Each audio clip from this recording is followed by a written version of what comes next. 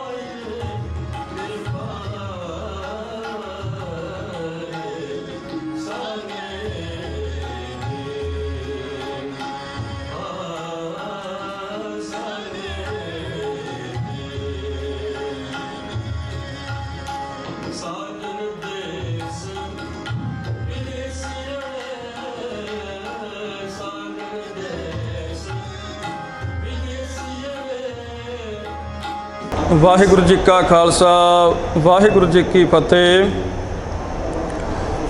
आप जी दर्शन कर रहे हो गुरुद्वारा बड़ तीर्थ साहिब हरिपुरा नेड़े अबोहर फाजिलका पातशाही पहली और दसम। इत्थों की इतिहास की अगर गल करिए तो धन धन श्री गुरु नानक देव जी महाराज दुनिया नूं तारदे हुए इस जगह ते पहुँचे। इत्थे एक छोटा जिहा पिंड जिसका नाम हारपुरा सी, पहला दी जो लिखत दे विच लिखिया हारपुरा के नाम नाल जानिया जांदा सी। सतगुरां ने इत्थे आउणा कीता। सो इत्थे एक जो दैंत रहिंदा सी, जिसनूं असीं राक्षस कह दिंदे आ, जो इत्थे लोग रहिंदे सन आपदियां झुग्गियां झोंपड़ियां बना के उन्हां दियां जो झोंपड़ियां नूं उजाड़ दिंदा सी, अग ला दिंदा सी। 6 महीनों पिछों आके जो अपनियां घर तैयार करते सन वो सब नाश कर दिंदा सी ते उन्हां नूं इत्थों जाना पैंदा सी। जिस समय धन धन श्री गुरु नानक देव महाराज जी ने आउणा कीता तो उस समय इत्थों पिंड वालियां दा जाण दा समा हो गया सी, क्योंकि वो राक्षस दा आउण दा समा हो गया सी। तां सतगुरु पातशाह जी ने जदों आके इत्थे बैठे तो पिंड वाले जिस वेले जान लगे तो सतगुरु पातशाह ने पूछा भी भाई किधर नूं चले हो। तो सतगुरु नूं बेनती करन लगी संगत, आखन लगे भी बाबा जी इत्थे एक दैंत जो राक्षस सानू 6 महीनों तो बाद आके तंग करता है, साडे घरां नूं अग ला दिंदा है। इस करके असीं हुण उहदे आउण दा समा हो गया ते असीं हुण इत्थों जा रहे हाँ। सतगुरां ने आखिया भी संगत जी तुसीं सब इत्थे रहो, किते डरन दी लोड़ नहीं। सब इत्थे आपो अपने घरां दे विच रहो, नाम जपो, उस वाहिगुरू दा नाम लो ते कोई गल नहीं, सतगुरु मेहर करनगे। जिस समय वो राक्षस इहने इत्थे आउणा कीता तो सतगुरु पातशाह गुरु पातशाह जी चौंकड़ा मारिया समाधि दे विच बैठे सन। ਸੋ ਸੰਗਤ ਵੀ ਉਸੇ ਤਰ੍ਹਾਂ ਹੀ ਗੁਰੂ ਸਾਹਿਬ ਦੇ ਕੋਲ ਬੈਠੀ ਸੀ ਤਾਂ ਦੈਂਤ ਵੇਖ ਕੇ ਬੜਾ ਹੈਰਾਨ ਸੀ ਵੀ ਅੱਜ ਇਹ ਲੋਕ ਮੇਥੋਂ ਡਰ ਕੇ ਪਿੰਡ ਤੋਂ ਬਾਹਰ ਨਹੀਂ ਗਏ। ਅੱਗੇ ਤਾਂ ਇਹ ਪਹਿਲਾਂ ਹੀ ਪਿੰਡ ਛੱਡ ਕੇ ਚਲੇ ਜਾਂਦੇ ਸਨ, ਅੱਜ ਇਹ ਮੇਥੋਂ ਡਰੇ ਨਹੀਂ। ਜਦ ਸਤਿਗੁਰੂ ਪਾਤਸ਼ਾਹ ਵਾਲੇ ਪਾਸੇ ਉਹਨੇ ਨਿਗਾਹ ਮਾਰੀ ਤਾਂ ਸਤਿਗੁਰੂ ਪਾਤਸ਼ਾਹ ਤਾਂ ਦੁਨੀਆ ਦੇ ਮਾਲਕ ਅੱਖਾਂ ਬੰਦ ਕਰਕੇ ਆਪਣੀ ਭਗਤੀ ਵਿੱਚ ਲੀਨ ਸਨ। ਉਸਨੇ ਬਹੁਤ ਕੌਤਕ ਕੀਤੇ, ਨੇਰੀਆਂ ਝੱਖੜ ਇਸ ਤਰ੍ਹਾਂ ਦੇ ਬਹੁਤ ਕੌਤਕ ਕੀਤੇ ਕਿ ਪਾਤਸ਼ਾਹ ਦੀ ਜੋ ਭਗਤੀ ਵਿੱਚ ਵਿਘਨ ਪਾਵੇ ਤਾਂ ਡਰਾਉਣਾ ਕੀਤਾ। ਪਰ ਦੁਨੀਆ ਦੇ ਮਾਲਕ ਸਨ, ਸਭ ਕੁਝ ਆਪਦਾ ਕਰ ਕਰਾ ਕੇ ਉਹ ਸਤਿਗੁਰਾਂ ਦੇ ਪਾਸ ਆਇਆ। ਸਤਿਗੁਰਾਂ ਨੇ ਜਦੋਂ ਉਸ ਦੇ ਵੱਲ ਨਿਗਾਹ ਮਿਹਰ ਦੀ ਨਿਗਾਹ ਮਾਰੀ ਤਾਂ ਧਰਤੀ ਤੇ ਧੜਮ ਕਰਕੇ ਡਿੱਗਾ ਤਾਂ ਉੱਠ ਖਲੋਤਾ। ਸਤਿਗੁਰੂ ਆਖਣ ਲੱਗੇ, ਭਾਈ ਇਹ ਤੂੰ ਸੰਗਤ ਨੂੰ ਪਰੇਸ਼ਾਨ ਕਿਉਂ ਕਰ ਰਿਹਾ? ਤਾਂ ਸਤਿਗੁਰੂ ਗਰੀਬ ਨਿਵਾਜ ਨੇ ਉਸ 'ਤੇ ਮਿਹਰ ਦੀ ਦ੍ਰਿਸ਼ਟੀ ਪਾਈ ਤਾਂ ਉਹ ਮਾਫੀ ਮੰਗਣ ਲੱਗਾ ਵੀ ਗੁਰੂ ਸਾਹਿਬ ਮੇਰਾ ਕਲਿਆਣ ਕਰੋ, ਮੈਨੂੰ ਮਾਫੀ ਦਿਓ, ਜੋ ਵੀ ਮੈਂ ਗਲਤੀਆਂ ਕਰ ਲਈਆਂ ਹਨ ਉਸ ਦੀ ਮੈਨੂੰ ਮਾਫੀ ਦਿਓ, ਮੇਰੀ ਮੁਕਤੀ ਕਰੋ। ਤਾਂ ਸਤਿਗੁਰੂ ਗੁਰੂ ਗਰੀਬ ਨਿਵਾਜ ਕਹਿਣ ਲੱਗੇ, ਭਾਈ ਇਸ ਜਗ੍ਹਾ ਤੇ ਇੱਕ ਧਰਮਸ਼ਾਲਾ ਬਣਵਾਓ। ਜੋ ਪਿੰਡ ਦੇ ਲੋਕਾਂ ਨੂੰ ਵੀ ਹਦਾਇਤ ਦਿੱਤੀ ਵੀ ਇੱਥੋਂ ਦੀ ਸੇਵਾ ਕਰਨੀ ਹੈ, ਇੱਥੇ ਝਾੜੂ ਬੋਕਰ ਲਾਉਣਾ ਹੈ, ਆਈ ਗਈ ਸੰਗਤ ਨੂੰ ਜਲ ਪਾਣੀ ਛਕਾਓ। ਤੇ ਇਹ ਸਭ ਕੁਝ ਇਹ ਨਗਰ ਧੰਨ ਧੰਨ ਸ੍ਰੀ ਗੁਰੂ ਨਾਨਕ ਦੇਵ ਮਹਾਰਾਜ ਚਰਨ ਛੋਹ ਪ੍ਰਾਪਤ ਹੋਇਆ ਹੈ। ਅਤੇ ਉਸ ਦੈਂਤ ਨੂੰ ਵੀ ਸਤਿਗੁਰਾਂ ਨੇ ਇਹ ਕਿਹਾ, ਭਾਈ ਵੀ ਤੂੰ ਇਸ ਜਗ੍ਹਾ ਤੇ ਸੇਵਾ ਕਰ, ਸੇਵਾ ਕਰ, ਤੇਰਾ ਜੀਵਨ ਆਪੇ ਹੀ ਸਫਲ ਹੋ ਜਾਣਾ ਹੈ। ਅਸੀਂ 10ਵੇਂ ਜਾਮੇ ਜਾਵਾਂਗੇ, 10ਵੇਂ ਜਾਮੇ ਜਾ ਕੇ ਤੇਰਾ ਉਧਾਰ ਕੀਤਾ ਜਾਏਗਾ। ਉਹਨਾਂ ਵਕਤ ਤੂੰ ਕਿਸੇ ਨੂੰ ਤੰਗ ਨਹੀਂ ਕਰਨਾ, ਇੱਥੋਂ ਦੀ ਸੇਵਾ ਕਰਨੀ ਹੈ ਤੇ ਇਹ ਪਿੰਡ ਦਾ ਵਸੇਬਾ ਕਰਨਾ ਹੈ, ਉਜਾੜਨਾ ਨਹੀਂ ਹੈ। ਸਤਿਗੁਰਾਂ ਨੇ ਉਸ 'ਤੇ ਮਿਹਰ ਕੀਤੀ ਤਾਂ ਉਹ ਇੱਥੇ ਸੇਵਾ ਕਰਨ ਲੱਗਾ। ਸੋ ਪਿੰਡ ਵਾਲੇ ਵੀ ਇੱਥੇ ਸਾਰਾ ਪਿੰਡ ਵਸਿਆ। 10ਵੇਂ ਜਾਮੇ 'ਚ ਫਿਰ ਧੰਨ ਧੰਨ ਸ੍ਰੀ ਗੁਰੂ ਗੋਬਿੰਦ ਸਿੰਘ ਮਹਾਰਾਜ ਦੀਨ ਦੁਨੀਆ ਦੇ ਮਾਲਕ, 14 ਜੰਗਾਂ ਯੁੱਧਾਂ ਦੇ ਮਾਲਕ, ਥੇੜੀ ਫਕਰਸਰ ਸਾਹਿਬ ਤੋਂ ਚੱਲ ਕੇ ਬਾਹਰ ਖੋਈਆਂ ਸਰਵਰ ਰੋਡ ਤੇ ਜੋ ਗੁਰਦੁਆਰਾ ਸਾਹਿਬ ਕਾਲਗੜ੍ਹ ਸਾਹਿਬ ਦੇ ਨਾਮ ਨਾਲ ਜਾਣਿਆ ਜਾਂਦਾ ਹੈ, ਉਸ ਜਗ੍ਹਾ ਤੇ ਆ ਕੇ ਸਤਿਗੁਰਾਂ ਨੇ ਆਪਣਾ ਘੋੜਾ ਬੰਨਿਆ ਵਣ ਦੇ ਨਾਲ ਅਤੇ ਇਸ ਜਗ੍ਹਾ ਤੇ ਤੁਰ ਕੇ ਆਉਣਾ ਕੀਤਾ। ਇਸ ਜਗ੍ਹਾ ਦੇ ਦਰਸ਼ਨ ਮਹਾਰਾਜ ਨੇ ਤੁਰ ਕੇ ਆ ਕੇ ਕੀਤੇ ਜਿੱਥੇ ਗੁਰੂ ਨਾਨਕ ਪਾਤਸ਼ਾਹ ਜੀ ਨੇ ਚਰਨ ਪਾਏ ਸਨ। ਇੱਥੇ ਉਹਨਾਂ ਨੇ ਆਏ ਅਤੇ ਨਾਲੇ ਤਾਂ ਉਸ ਜੋ ਦੈਂਤ ਸੀਗਾ ਗੁਰੂ ਨਾਨਕ ਸਾਹਿਬ ਜੀ ਦੇ ਵੇਲੇ ਤੋਂ ਇੱਥੇ ਸੇਵਾ ਜੋ ਕਰ ਰਿਹਾ ਸੀ ਉਸ ਦਾ ਉਧਾਰ ਕੀਤਾ ਅਤੇ ਨਾਲ ਸੰਗਤਾਂ ਨੂੰ ਤਾਰਦੇ ਹੋਏ ਸਤਿਗੁਰੂ ਜੀ ਰਾਤ ਦਾ ਵਿਸ਼ਰਾਮ ਕੀਤਾ। ਦਿਨ ਦੇ ਦੀਵਾਨ ਸਜਾ ਕੇ ਅੰਮ੍ਰਿਤ ਵੇਲੇ ਦੀ ਆਸਾ ਜੀ ਦੀ ਵਾਰ ਦਾ ਕੀਰਤਨ ਕਰਦੇ ਹੋਏ ਦੁਬਾਰਾ ਫਿਰ ਗੁਰਦੁਆਰਾ ਕਾਲਗੜ੍ਹ ਸਾਹਿਬ ਤੋਂ ਥੇੜੀ ਫਕਰਸਰ ਸਾਹਿਬ ਚਲੇ ਗਏ ਸਨ। ਸੋ ਇਹ ਜੋ ਲਿਖਤਾਂ ਹਨ ਇਤਿਹਾਸ ਦੀਆਂ, ਪੰਡਿਤ ਤਾਰਾ ਸਿੰਘ ਹਰਨ ਰੋਤਮ ਅਤੇ ਭਾਈ ਕਾਹਨ ਸਿੰਘ ਨਾਭਾ ਜੀ ਹੋਰਾਂ ਦੀਆਂ ਹੱਥ ਲਿਖਤ ਹਨ। ਸਤਿਗੁਰਾਂ ਨੇ ਇੱਥੇ ਗੁਰੂ ਗਰੀਬ ਨਿਵਾਜ ਨੇ ਕਿਰਪਾ ਕੀਤੀ ਵੀ ਜੋ ਇਸ ਜਗ੍ਹਾ ਤੇ ਆਉਂਦਾ ਹੈ ਸ਼ਰਧਾ ਭਾਵਨਾ ਨਾਲ ਲੈ ਕੇ ਮੂੰਹੋਂ ਮੰਗੀਆਂ ਮੁਰਾਦਾਂ ਪਾਉਂਦਾ ਹੈ। ਜੋ ਵੀ ਮਾਈ ਭਾਈ ਇਸ ਜਗ੍ਹਾ ਤੇ ਆ ਕੇ ਸੇਵਾ ਕਰਦਾ ਹੈ, ਸਰੋਵਰ ਦੇ ਵਿੱਚ ਇਸ਼ਨਾਨ ਕਰਦਾ ਹੈ, ਸਭ ਦੁੱਖ ਦਲਿੱਦਰ ਦੂਰ ਨਾਸ਼ ਹੁੰਦੇ ਹਨ ਅਤੇ ਬੱਚਿਆਂ ਦੇ ਵਰ ਵੀ ਦਿੱਤੇ ਜਾਂਦੇ ਹਨ।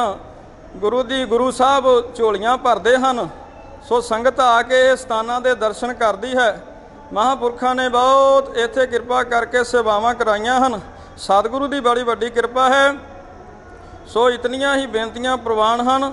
ਵਾਹਿਗੁਰੂ ਜੀ ਕਾ ਖਾਲਸਾ, ਵਾਹਿਗੁਰੂ ਜੀ ਕੀ ਫਤਿਹ। ਵੇਖੋ ਜੀ, ਇਹ ਸਾਹਿਬ ਸ੍ਰੀ ਗੁਰੂ ਨਾਨਕ ਸਾਹਿਬ ਦੇ ਚਰਨ ਛੋਹ ਪਏ ਸੀ ਇੱਥੇ ਅੱਜ ਤੋਂ ਕੋਈ ਕਰੀਬ ਅਰਸਾ 550 ਸਾਲ ਪਹਿਲਾਂ ਅੰਦਾਜ਼ਾ, ਜਦੋਂ ਇਹ ਭਾਰਤ ਸੀ ਜਿੰਦੇ ਵਿੱਚ ਬਹੁਤ ਵੱਡੇ ਭਾਰਤ ਸਭ ਕੁਝ ਸਮਾਇਆ ਸੀ। ਸ਼੍ਰੀਲੰਕਾ ਸੀ, ਅਫਗਾਨਿਸਤਾਨ ਸੀ, ਸਾਰੇ ਜਿੰਨੇ ਦੇਸ਼ ਨੇੜੇ ਨੇੜੇ ਦੇ, ਬੰਗਲਾਦੇਸ਼, ਪਾਕਿਸਤਾਨ, ਨੇਪਾਲ, ਅੰਡੋਮਾਨ, ਬਿਕੋਮਾਨ ਸਭ ਇਹਦੇ ਵਿੱਚ ਸਮਾਏ ਹੋਏ ਸਨ। ਅਤੇ ਭਾਰਤ ਦੀ ਐਸੀ ਵਿਸ਼ੇਸ਼ਤਾ ਸੀ, ਵੱਡੇ ਵੱਡੇ ਪਹਾੜ, ਮਾਊਂਟ ਐਵਰੈਸਟ ਵਰਗੇ, K2 ਵਰਗੇ, ਇੱਥੇ ਜੰਗਲ ਬੇਲੇ, ਇੱਥੇ ਕਈ ਦਰਿਆ ਜਮਨਾ ਵਰਗੇ, ਗੰਗਾ ਵਰਗੇ। ਇੱਥੇ ਸਾਡੀ ਧਰਤੀ ਜਿਹੜੀ ਹੈ ਉਹ ਜਿੰਦੀ ਪਹਿਰੇਦਾਰੀ ਸਮੁੰਦਰ ਕਰਦਾ ਸੀ, ਕਦੀ ਇੱਕ ਪਾਸੇ ਪਹਾੜ ਸੀ। ਅਸੀਂ ਉਸ ਦੇਸ਼ ਦੇ ਵਾਸੀ ਹਾਂ। ਉਸ ਸਮੇਂ ਸਾਹਿਬ ਸ੍ਰੀ ਗੁਰੂ ਨਾਨਕ ਸਾਹਿਬ ਸਿੱਖ ਧਰਮ ਦੇ ਪਹਿਲੇ ਬਾਨੀ ਦੀ ਚਰਨ ਛੋਹ ਇਸ ਜਗ੍ਹਾ ਤੇ ਅਸੀਂ ਵੱਡੇ ਭਾਗਾਂ ਵਾਲੇ ਹਾਂ ਜਿਨ੍ਹਾਂ ਦਾ ਨਗਰ ਇਸ ਅਸਥਾਨ ਦੇ ਨੇੜੇ ਆ। ਤੇ ਅਸੀਂ ਸ਼ੁਰੂ ਤੋਂ ਬਚਪਨ ਤੋਂ ਇੱਥੇ ਆਉਂਦੇ ਜਾਂਦੇ ਹਾਂ। ਇੱਥੇ ਹਰ ਬੰਦੇ ਜਿਹੜੇ ਵੀ ਆਸਥਾ ਲੈ ਕੇ ਆਉਂਦੇ ਉਹਨਾਂ ਦੀ ਮਨੋਮੁਰਾਦਾਂ ਪੂਰੀਆਂ ਹੁੰਦੀਆਂ ਨੇ। ਤੇ ਸੋ ਇਸ ਅਸਥਾਨ ਨੂੰ ਵੱਡ ਤੀਰਥ ਦਾ ਖਿਤਾਬ ਦਿੱਤਾ ਗਿਆ ਹੈ। ਬਾਕੀ ਅਸਥਾਨ ਕੋਈ ਘੱਟ ਨਹੀਂ ਹੈਗੇ। ਗੁਰੂ ਗੋਬਿੰਦ ਸਿੰਘ ਵੀ ਇੱਥੇ ਆਏ ਨੇ, ਉਹਨਾਂ ਦਾ ਵੀ ਥੋੜ੍ਹਾ ਜਿਹਾ ਸਾਈਡ ਤੇ ਕੋਈ ਘੋੜੇ ਦਾ ਪੌੜ ਜਾਂ ਇਸ ਤਰ੍ਹਾਂ ਦਾ ਗੁਰੂ ਘਰ ਬਣਿਆ ਹੈ। ਤੇ ਸੋ ਇਸ ਅਸਥਾਨ ਨੂੰ ਵੱਡ ਤੀਰਥ ਦਾ ਸਥਾਨ ਹੈ ਜੀ। ਇਸ ਤੋਂ ਵੱਡੀ ਕੋਈ ਵੱਡਭਾਗੀ ਗੱਲ ਨਹੀਂ ਹੈਗੀ ਵੀ ਇਹ ਉਸ ਵੇਲੇ ਦੇ ਸਾਹਿਬ ਸ੍ਰੀ ਗੁਰੂ ਨਾਨਕ ਸਾਹਿਬ ਜਦੋਂ ਸ਼ਾਂਤ ਦੁਨੀਆ ਸੀ, ਭਾਰਤ ਇੱਕ ਸੀ, ਇੱਕ ਖੰਡ ਭਾਰਤ ਸੀ। ਅੱਜ ਤਾਂ ਬਹੁਤ ਉਸ ਵੇਲੇ ਦੇ ਸਾਡੇ ਸ਼ਾਸਕ ਵੀ ਵਿਕਰਮਾਦਿੱਤ ਵਰਗੇ ਸਨ, ਜਿਹੜੇ ਜਾਨਵਰ ਤੇ ਪੰਛੀਆਂ ਨਾਲ ਵੀ ਇਨਸਾਫ ਕਰਦੇ ਸਨ।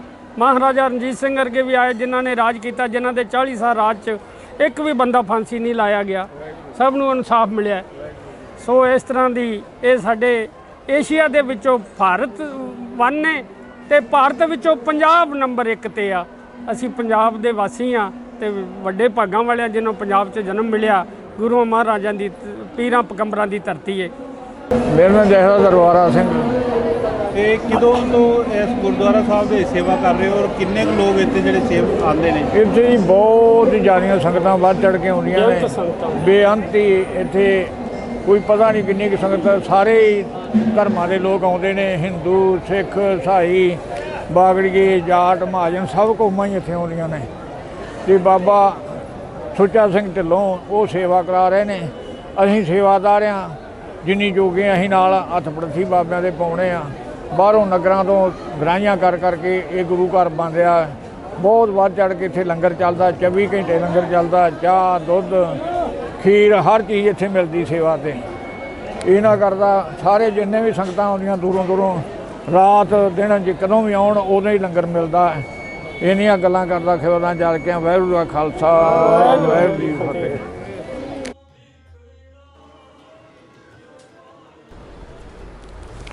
ਵਾਹਿਗੁਰੂ ਜੀ ਕਾ ਖਾਲਸਾ ਵਾਹਿਗੁਰੂ ਜੀ ਕੀ ਫਤਿਹ। ਆਪ ਸਹਾਈ ਹੋਵਾ ਸੱਚੇ ਦਾ ਸੱਚਾ ਢੋਵਾ।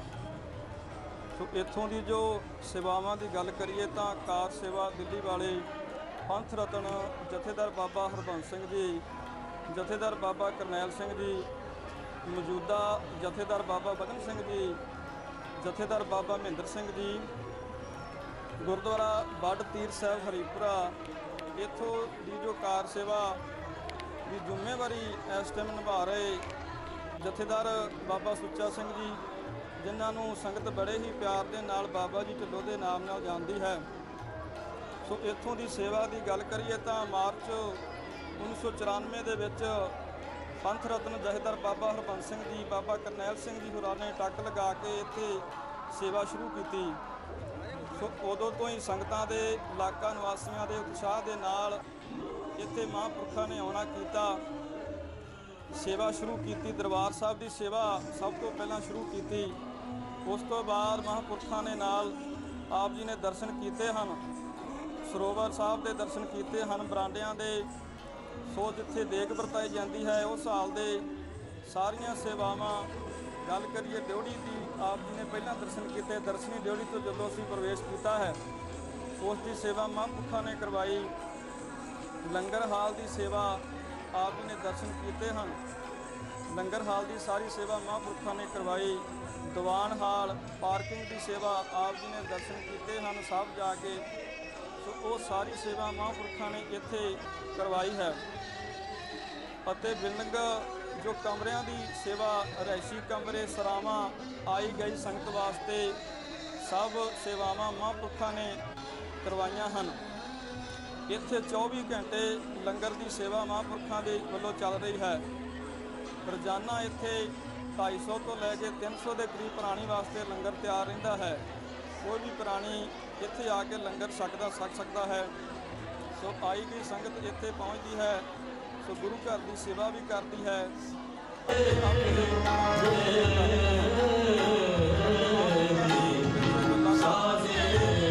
ਸਾਰੀ ਕਾਰ ਸੇਵਾ ਇਸ ਟਾਈਮ ਸੰਗਤਾਂ ਦੇ ਸਹਿਯੋਗ ਦੇ ਨਾਲ ਚੱਲਦੀ ਹੈ। ਤਕਰੀਬਨ 11 ਸੂਬਿਆਂ ਦੇ ਵਿੱਚ ਕਾਰ ਸੇਵਾ ਚੱਲਦੀ ਹੈ। ਉਹ ਸਾਰੀ ਸੇਵਾ ਸੰਗਤਾਂ ਦੇ ਸਹਿਯੋਗ ਦੇ ਨਾਲ ਹੀ ਚੱਲ ਰਹੀ ਹੈ। ਸੰਗਤਾਂ ਦਾ ਦਿੱਤਾ ਹੋਇਆ ਵਿਸ਼ਵਾਸ, ਸੰਗਤਾਂ ਦੇ ਦਿੱਤਾ ਹੋਇਆ ਬਿਲਕੁਲ ਉਸ ਦੇ ਨਾਲ ਇਹ ਕਾਰ ਸੇਵਾਵਾਂ ਚੱਲਦੀਆਂ ਨੇ। ਕਾਰ ਸੇਵਾਵਾਂ ਕੋਈ ਆਪਦਾ ਸਾਧਨ ਸਤਿਗੁਰ ਸ਼ਬਦੀ ਦੇ ਨਾਲ ਕੇ ਸਾਰਾ ਮਿਲੇ ਸੁਣੀ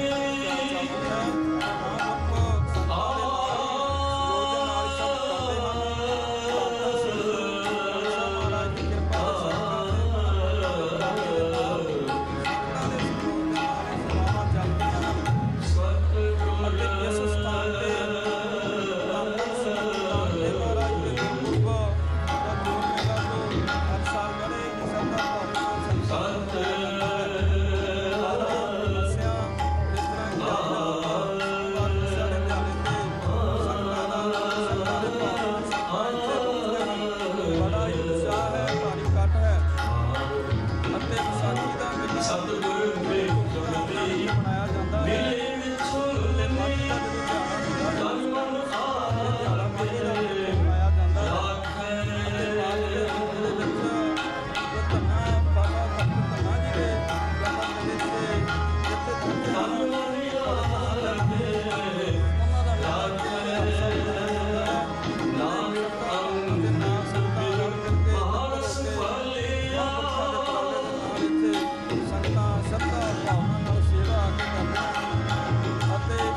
ਜੀਵਨ ਸਫਲਾ ਕਰਦੀਆਂ ਹਨ। ਸੋ ਸੇਵਾ ਦੇ ਨਾਲ ਹੀ ਇੱਥੇ ਸਭ ਕਾਰਜ ਪੂਰੇ ਕੀਤੇ ਜਾਂਦੇ ਨੇ।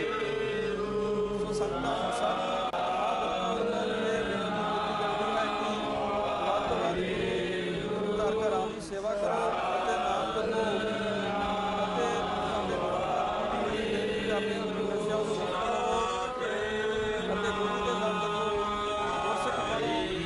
ਗੁਰੂ ਘਰ ਦੀ ਸੇਵਾ ਕਰਕੇ ਆਪਣਾ ਜੀਵਨ ਸਫਲ ਕਰੋ। ਗੁਰੂ ਦਾ ਕਿਰਤ ਕਰੋ, ਨਾਮ ਜਪੋ, ਵੰਡ ਛਕੋ, ਕਿਉਂਕਿ ਇਸ ਦੇ ਵਿੱਚ ਹੀ ਸਭ ਕੁਝ ਸਾਨੂੰ ਮਿਲਦਾ ਹੈ। ਗੁਰੂ ਕਿਰਪਾ ਕਰਦੇ ਹਨ। ਵਿੱਚ ਕਰਤਾ ਮੁਕਤ ਖਲੋਵਾ, ਪਰਿਵਾਰ ਦਾ ਸਦਾ ਹੋਵਾ, ਸਭ ਕਾਰਜ ਪੂਰੀਆਂ ਹੋ ਜਾਂਦੀਆਂ ਹਨ। ਸੋ ਇਤਨੀਆਂ ਹੀ ਬੇਨਤੀਆਂ ਪ੍ਰਵਾਨ ਕਰਦੇ ਹਾਂ ਕਿ ਵਾਹਿਗੁਰੂ ਜੀ ਕਾ ਖਾਲਸਾ, ਵਾਹਿਗੁਰੂ ਜੀ ਕੀ ਫਤਿਹ।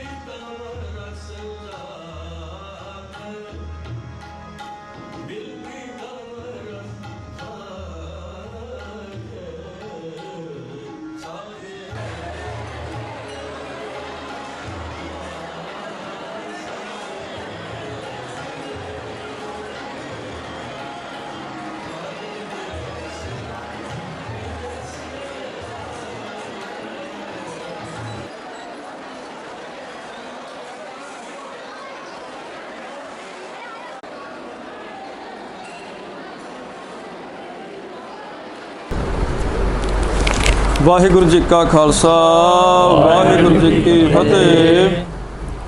ਆਪ ਸਹਾਈ ਹੋਵਾ ਸੱਚੇ ਦਾ ਸੱਚਾ ਢੋਵਾ।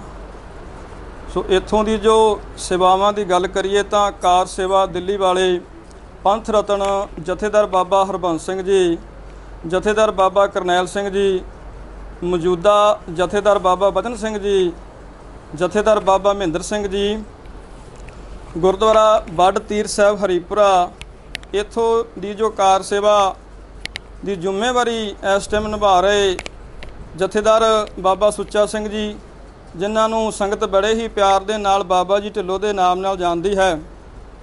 ਸੋ ਇੱਥੋਂ ਦੀ ਸੇਵਾ ਦੀ ਗੱਲ ਕਰੀਏ ਤਾਂ ਮਾਰਚ 1994 ਦੇ ਵਿੱਚ ਪੰਥ ਰਤਨ ਜਥੇਦਾਰ ਬਾਬਾ ਹਰਬੰਸ ਸਿੰਘ ਜੀ, ਬਾਬਾ ਕਰਨੈਲ ਸਿੰਘ ਜੀ ਹੋਰਾਂ ਨੇ ਟੱਕ ਲਗਾ ਕੇ ਇੱਥੇ ਸੇਵਾ ਸ਼ੁਰੂ ਕੀਤੀ। ਸੋ ਉਦੋਂ ਤੋਂ ਹੀ ਸੰਗਤਾਂ ਦੇ ਇਲਾਕਾ ਨਿਵਾਸੀਆਂ ਦੇ ਉਤਸ਼ਾਹ ਦੇ ਨਾਲ ਇੱਥੇ ਮਹਾਂਪੁਰਖਾਂ ਨੇ ਆਉਣਾ ਕੀਤਾ, ਸੇਵਾ ਸ਼ੁਰੂ ਕੀਤੀ। ਦਰਬਾਰ ਸਾਹਿਬ ਦੀ ਸੇਵਾ ਸਭ ਤੋਂ ਪਹਿਲਾਂ ਸ਼ੁਰੂ ਕੀਤੀ। ਉਸ ਤੋਂ ਬਾਅਦ ਮਹਾਂਪੁਰਖਾਂ ਨੇ ਨਾਲ ਆਪ ਜੀ ਨੇ ਦਰਸ਼ਨ ਕੀਤੇ ਹਨ, ਸਰੋਵਰ ਸਾਹਿਬ ਦੇ ਦਰਸ਼ਨ ਕੀਤੇ ਹਨ, ਬਰਾਂਡਿਆਂ ਦੇ। ਸੋ ਜਿੱਥੇ ਦੇਗ ਵਰਤਾਈ ਜਾਂਦੀ ਹੈ ਉਸ ਹਾਲ ਦੇ ਸਾਰੀਆਂ ਸੇਵਾਵਾਂ। ਗੱਲ ਕਰੀਏ ਡਿਉੜੀ ਦੀ, ਆਪ ਜੀ ਨੇ ਪਹਿਲਾਂ ਦਰਸ਼ਨ ਕੀਤੇ। ਦਰਸ਼ਨੀ ਡਿਉੜੀ ਤੋਂ ਜਦੋਂ ਅਸੀਂ ਪ੍ਰਵੇਸ਼ ਕੀਤਾ ਹੈ ਉਸ ਦੀ ਸੇਵਾ ਮਹਾਂਪੁਰਖਾਂ ਨੇ ਕਰਵਾਈ। ਲੰਗਰ ਹਾਲ ਦੀ ਸੇਵਾ ਆਪ ਜੀ ਨੇ ਦਰਸ਼ਨ ਕੀਤੇ ਹਨ, ਲੰਗਰ ਹਾਲ ਦੀ ਸਾਰੀ ਸੇਵਾ ਮਹਾਂਪੁਰਖਾਂ ਨੇ ਕਰਵਾਈ। ਦੀਵਾਨ ਹਾਲ, ਪਾਰਕਿੰਗ ਦੀ ਸੇਵਾ ਆਪ ਜੀ ਨੇ ਦਰਸ਼ਨ ਕੀਤੇ ਹਨ ਸਭ ਜਾ ਕੇ। ਸੋ ਉਹ ਸਾਰੀ ਸੇਵਾ ਮਹਾਂਪੁਰਖਾਂ ਨੇ ਇੱਥੇ ਕਰਵਾਈ ਹੈ। ਅਤੇ ਬਿਲਡਿੰਗ ਜੋ ਕਮਰਿਆਂ ਦੀ ਸੇਵਾ, ਰਿਹਾਇਸ਼ੀ ਕਮਰੇ, ਸਰਾਵਾਂ, ਆਈ ਗਈ ਸੰਗਤ ਵਾਸਤੇ ਸਭ ਸੇਵਾਵਾਂ ਮਹਾਂਪੁਰਖਾਂ ਨੇ ਕਰਵਾਈਆਂ ਹਨ। ਇੱਥੇ 24 ਘੰਟੇ ਲੰਗਰ ਦੀ ਸੇਵਾ ਮਹਾਂਪੁਰਖਾਂ ਦੇ ਵੱਲੋਂ ਚੱਲ ਰਹੀ ਹੈ। ਰੋਜ਼ਾਨਾ ਇੱਥੇ 250 ਤੋਂ ਲੈ ਕੇ 300 ਦੇ ਕਰੀਬ ਪ੍ਰਾਣੀ ਵਾਸਤੇ ਲੰਗਰ ਤਿਆਰ ਰਹਿੰਦਾ ਹੈ। ਕੋਈ ਵੀ ਪ੍ਰਾਣੀ ਇੱਥੇ ਆ ਕੇ ਲੰਗਰ ਛਕ ਸਕਦਾ ਹੈ। ਸੋ ਆਈ ਗਈ ਸੰਗਤ ਇੱਥੇ ਪਹੁੰਚਦੀ ਹੈ। ਸੋ ਗੁਰੂ ਘਰ ਦੀ ਸੇਵਾ ਵੀ ਕਰਦੀ ਹੈ ਅਤੇ ਆਪਣੀਆਂ ਮਨੋਕਾਮਨਾ ਪੂਰੀਆਂ ਕਰਦੀਆਂ ਹਨ। ਅਤੇ ਮਹਾਂਪੁਰਖਾਂ ਨੇ ਇੱਥੇ ਜੋ ਇਲਾਕਾ ਨਿਵਾਸੀਆਂ ਦੇ ਇਸ ਜੋ ਸਾਰੀ ਕਾਰ ਸੇਵਾ ਇਸ ਟਾਈਮ ਸੰਗਤਾਂ ਦੇ ਸੰਯੋਗ ਦੇ ਨਾਲ ਚੱਲ ਰਹੀ ਹੈ। ਤਕਰੀਬਨ 11 ਸੂਬਿਆਂ ਦੇ ਵਿੱਚ ਕਾਰ ਸੇਵਾ ਚੱਲਦੀ ਹੈ। ਉਹ ਸਾਰੀ ਸੇਵਾ ਸੰਗਤਾਂ ਦੇ ਸੰਯੋਗ ਦੇ ਨਾਲ ਹੀ ਚੱਲ ਰਹੀ ਹੈ। ਸੰਗਤਾਂ ਦਾ ਦਿੱਤਾ ਹੋਇਆ ਦਸਵੰਧ, ਸੰਗਤਾਂ ਦੇ ਦਿੱਤਾ ਹੋਇਆ ਤਿਲ ਫੁੱਲ, ਉਸ ਦੇ ਨਾਲ ਇਹ ਕਾਰ ਸੇਵਾਵਾਂ ਚੱਲਦੀਆਂ ਹਨ। ਕਾਰ ਸੇਵਾਵਾਂ ਦਾ ਕੋਈ ਆਪਦਾ ਸਾਧਨ ਨਹੀਂ, ਸੰਗਤਾਂ ਦੇ ਸੰਯੋਗ ਦੇ ਨਾਲ ਹੀ ਇਹ ਸਾਰਾ ਜੋ ਕਾਰ ਸੇਵਾ ਦਾ ਚੱਲਦੀ ਹੈ। ਸੋ ਮਹਾਂਪੁਰਖ ਸੰਗਤਾਂ ਦੇ ਨਾਲ ਹੀ, ਸਹਿਯੋਗ ਦੇ ਨਾਲ ਹੀ ਸਭ ਕਰਦੇ ਹਨ। ਧੰਨ ਧੰਨ ਸ੍ਰੀ ਗੁਰੂ ਗ੍ਰੰਥ ਸਾਹਿਬ ਮਹਾਰਾਜ ਦੀ ਕਿਰਪਾ ਦੇ ਸਦਕਾ ਤੇ ਮਹਾਂਪੁਰਖਾਂ ਦੇ ਉਪਰਾਲੇ ਦੇ ਨਾਲ, ਸੰਗਤਾਂ ਦੇ ਸੰਯੋਗ ਦੇ ਨਾਲ ਇਹ ਸੇਵਾਵਾਂ ਚੱਲ ਰਹੀਆਂ ਹਨ। ਅਤੇ ਇਸ ਸਥਾਨ ਤੇ ਧੰਨ ਧੰਨ ਸ੍ਰੀ ਗੁਰੂ ਨਾਨਕ ਦੇਵ ਮਹਾਰਾਜ ਦੇ ਗੁਰਪੁਰਬ ਦਾ ਜੋੜ ਮੇਲਾ ਜੋ ਹਰ ਸਾਲ ਬੜੇ ਹੀ ਸ਼ਰਧਾ ਭਾਵਨਾ ਨਾਲ ਸੰਗਤਾਂ ਵੱਲੋਂ ਮਨਾਇਆ ਜਾਂਦਾ ਹੈ। 12 ਮੱਸਿਆ, ਜਿਸ ਤਰ੍ਹਾਂ ਕਿ ਅੱਜ ਆਪ ਸੋਮਵਾਰ ਮੱਸਿਆ ਦੇ ਦਿਹਾੜੇ ਤੇ ਸੰਗਤਾਂ ਦਾ ਬੜੀ ਸ਼ਰਧਾ ਦੇ ਭਾਵਨਾ ਨਾਲ ਸੰਗਤਾਂ ਇੱਥੇ ਪਹੁੰਚੀਆਂ ਹਨ। ਬੜਾ ਹੀ ਉਤਸ਼ਾਹ ਹੈ, ਭਾਰੀ ਇਕੱਠ ਹੈ। ਅਤੇ ਵਿਸਾਖੀ ਦਾ ਮੇਲਾ ਵੀ ਬੜੀ ਧੂਮਧਾਮ ਨਾਲ ਇੱਥੇ ਮਨਾਇਆ ਜਾਂਦਾ ਹੈ। ਅਤੇ ਮਾਘੀ ਦਾ ਜਦੋਂ ਦਿਹਾੜਾ ਹੁੰਦਾ ਹੈ ਉਸ ਟਾਈਮ ਵੀ ਸੰਗਤਾਂ ਇਹ ਦਿਹਾੜਾ ਮਾਘੀ ਦਾ ਵੀ ਇੱਥੇ ਮਨਾਇਆ ਜਾਂਦਾ ਹੈ।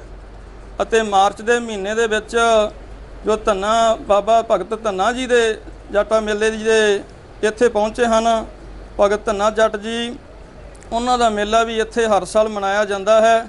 ਬੜੇ ਹੀ ਸ਼ਰਧਾ ਭਾਵਨਾ ਦੇ ਨਾਲ ਸੰਗਤਾਂ ਰਲ ਮਿਲ ਕੇ ਇਕੱਤਰ ਹੋ ਕੇ ਮਹਾਂਪੁਰਖਾਂ ਦੇ ਉਪਰਾਲੇ ਦੇ ਨਾਲ ਇੱਥੇ ਸੰਗਤਾਂ ਸ਼ਰਧਾ ਭਾਵਨਾ ਨਾਲ ਸੇਵਾ ਆ ਕੇ ਕਰਦੀਆਂ ਹਨ ਅਤੇ ਆਪਣਾ ਜੀਵਨ ਸਫਲਾ ਕਰਦੀਆਂ ਹਨ।